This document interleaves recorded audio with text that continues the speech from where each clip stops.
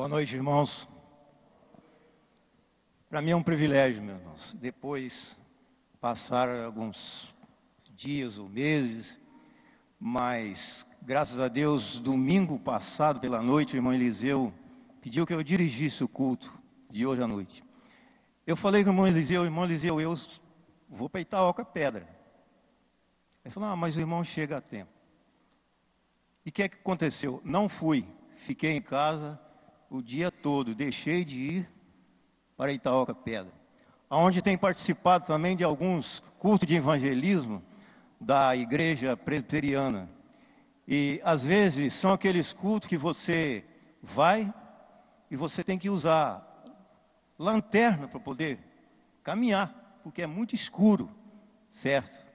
Então, hoje eu estou aqui. Só que eu, em casa, quando eu estava preparando e vendo o texto que eu ia usar agora à noite, teve um determinado momento, eu tinha escolhido Mateus 11, 28, depois Lucas, um versículo, depois voltando em Mateus novamente, me veio na mente, muda. Porque naquele texto falava as três principais decisões da vida, era o tema que eu ia ter. Depois eu mudei. O Espírito me veio e falou, muda. Eu mudei. E fui para Tiago, capítulo 5, a partir do versículo 7. Quando eu chego aqui, o Gustavo me dá a ordem do culto. Tiago 5, de 13.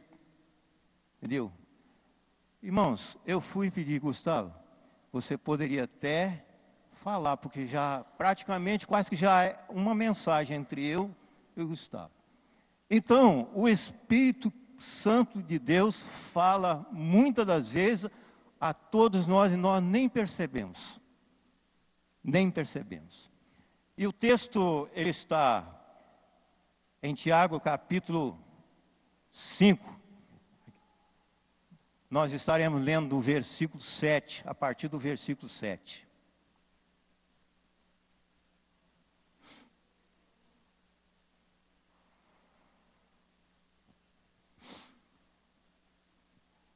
Tem irmãos que ainda não encontrou.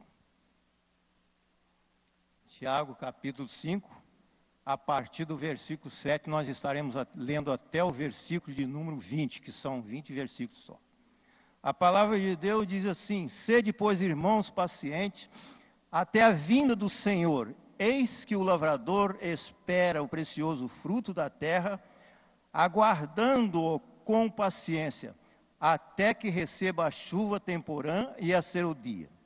Sede vós também paciente, fortalecei o vosso coração, porque já a vinda do Senhor está próxima. Irmãos, não vos queixeis uns com os outros, para que não sejais condenados. Eis que o juiz está à porta. Meus irmãos, tomai por exemplo a aflição e a paciência dos profetas que falaram em nome do Senhor. Eis que temos por bem-aventurados os que sofrem.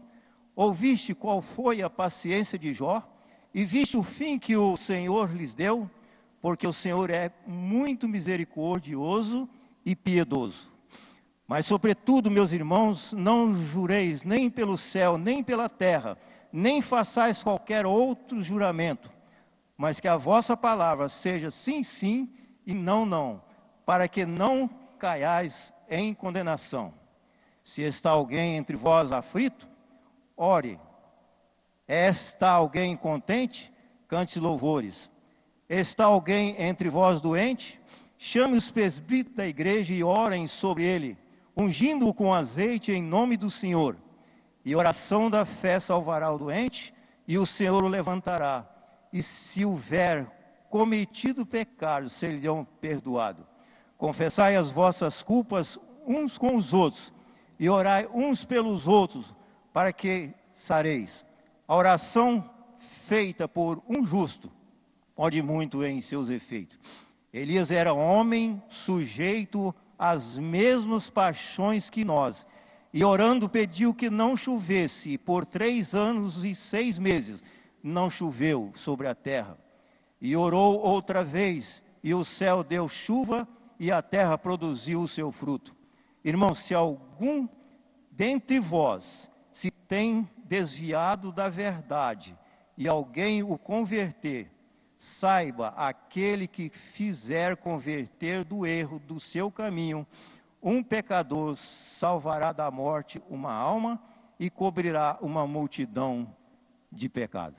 Eu vou pedir ao Emerson que dirija a Deus uma palavra de oração.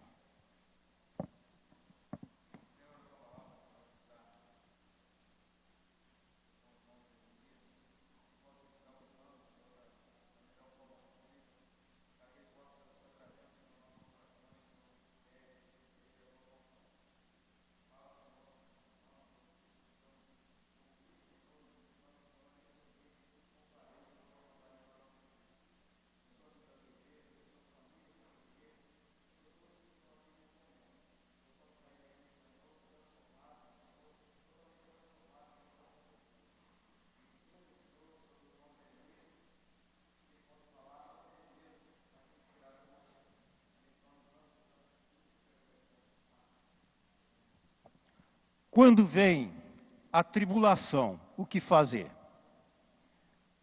Nós vivemos, meus amados irmãos, em um país da desigualdade, que achamos que muitas das vezes nós não iremos passar por pertencer, por sermos cristãos, não passar por momentos nenhum difícil das nossas vidas. Mas é o que mais nós podemos observar no mundo em que estamos vivendo, convivendo com pessoas que muitas das vezes estão praticamente com seus pensamentos de uma maneira pela qual nós não entendemos que quando reclamam de todas as coisas, e muitas das vezes esquecem que o Deus, o qual prometeu a todos nós uma vida melhor, Ele intercede por cada um de nós. Nós vemos que no texto que nós lemos, iremos destacar alguns versículos. O versículo primeiro, ele fala sobre o semeador, aquele que planta a semente. Ele espera com paciência para que aquela semente, quando ela é lançada sobre a terra, ela morra e ela venha produzir o fruto. E este fruto, muitas das vezes, para poder satisfazer a todos nós. Nós podemos ver também em versículos que nós lemos nesse texto, quando nós vemos também, quando diz, sede também paciente, fortalecer o vosso coração, porque já a vinda do Senhor está próxima. Aí nós vemos também a paciência dos profetas, que passaram pelas mesmas circunstâncias, pelas mesmas aflições, mas só tudo com o seu coração, pensando naquele que garantia a vitória a todos. Se nós olharmos para a vida de Jó, nós vamos ver o que Jó passou, a paciência em que ele teve, naquele sofrimento em que ele passou. Não porque ele era um homem que ele tinha cometido pecado, sim, um homem pecador, mas nós vemos que ele foi provado, mas sofreu tudo com paciência. Ele foi provado porque Satanás disse a Deus que ele tinha tudo de balde, ele não precisava de mais nada, que era rico, então Deus dava tudo a ele, mas Satanás disse, tira dele essas coisas para ver se ele não vai blasfemar contra ti.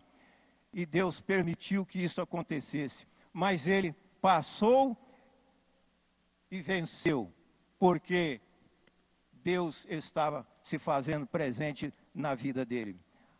Depois temos, eis que temos por bem-aventurados os que sofrem. Deus tem por bem-aventurado aqueles que sofrem. Aí nós podemos ver o seguinte, o rico, o ímpio, ele quebra um braço ou quebra uma perna, mas o justo também quebra. Então nós temos que entender essas coisas, que Deus está sempre a fortalecer, sempre a dar vitória, aqueles que muitas das vezes estão em aflição, estão em agonia, estão enfrentando problemas, não só da enfermidade, mas também na área financeira, em outras áreas sequer. Todos nós passamos por essas coisas, porque a palavra de Deus diz: neste mundo tereis aflições, eu venci o mundo, e nós também vencemos, porque a nossa fé sempre está ligada naquele que nos prometeu nas horas mais difíceis das nossas vidas. Então são as tribulações que muitas das vezes nós não esperamos, nós não contamos e às vezes não queremos aceitar. Mas a palavra de Deus diz que nós devemos aceitar, porque tudo provém. Nós passamos por todos esses momentos nas nossas vidas.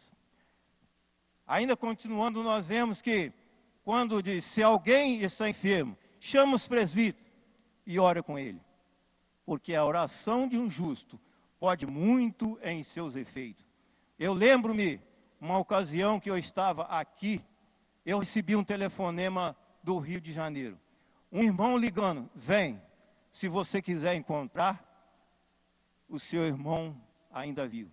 Ele está internado no Hospital do Servidor, no 10º andar. Eu fui, meu irmão, saí. Cheguei lá, ele não me viu. Ele estava praticamente apagado. A única coisa que eu fiz, eu orei ali naquele hospital. No outro dia não era dia de visita. Eu fui e disse assim: eu vou no hospital. Eu falei: não vai, meu pai, o Pedro, não vai porque não deixa entrar. Eu vou. E saí e fui. Cheguei, quando eu chego na portaria, falei: eu vim visitar um irmão de Cachoeira de Itapemirim, meu senhor não pode entrar. A visita hoje foi ontem, hoje não pode entrar. Falei assim: mas eu vim, eu quero entrar. Ele foi, fez um papel, falou: eu vou te fazer um papel, você vai entregar ao segurança. Se ele permitir que você entre, aí você entra. Eu fui, cheguei, entreguei o papel ao segurança, ele olhou: pode subir. Quando eu cheguei no 10º andar, eu entrei no quarto, meu irmão estava andando para lá e para cá, dentro do quarto. Irmãos, é assim que Deus age na vida das pessoas, daqueles que colocam a sua fé nas mãos de Deus, daqueles que quando vêm as tribulações, ele está firme para poder aguentar as consequências. Porque muitas das vezes as pessoas se desesperam por depressões, tirando a própria vida. Isso, meus irmãos, são pessoas que não têm a sua mente ligada nas promessas que Deus fez a cada um de nós. E muitas das vezes nós oramos, nós pedimos, e às vezes a resposta não vem. Muitas vezes não é hora. Às vezes eu não estou preparado para esta hora, para essa resposta. Então, muitas das vezes, ela pode durar 1 ano, 2 anos, 3 anos, e depois de muito tempo, as respostas vêm. Cantor José Tosta, a mãe dele orou 40 anos pela conversão dele. Até que um dia ele vira para ela e falou assim: minha mãe, se você continuar com essas orações, nunca mais eu ponho os pés nessa casa. Ela não orava praticamente falando com ele, mas sempre orando, orando. No dia que ela adoeceu, ia falecer, sabia que ia falecer, ela deixou um bilhete: espero encontrar meu filho, você na glória. E embrulhou. Num embrulho de só abra no dia que eu falecer. E no dia do sepultamento dela, abriram aquelas vestes que ela ia usar. Estava escrito: meu filho, espero encontrar você na glória. Ele leu o bilhete, foi a conversão dele. É membro da Primeira Igreja Batista de Niterói, veio na Igreja Batista Itaoca por 2 vezes, cantor popular, 17 anos, hoje cantor nas igrejas, diversas conferências fez. Irmãos, muitas das vezes a resposta veio, ela não viu a conversão, mas não deixou de orar. Esta igreja está orando para que Deus envie um pastor para esta igreja para pastorear, mas muitas das vezes ainda não é o tempo de Deus. E muitas das vezes pessoas que, essa igreja não vem pastor, não vou ficar aqui mais não, vou para outra.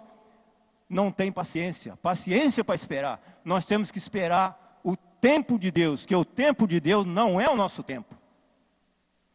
E nesse mesmo texto nós vemos Elias, um homem natural, conforme a nós mesmos, orou para que não chovesse no período de 3 anos e 6 meses.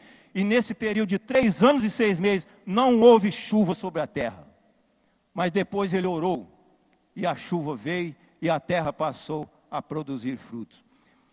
E o último versículo, aliás, o versículo 19 diz: irmãos, se algum dentre vós tem desviado da verdade, e se alguém fizer que esse irmão retorne, esse irmão salvará.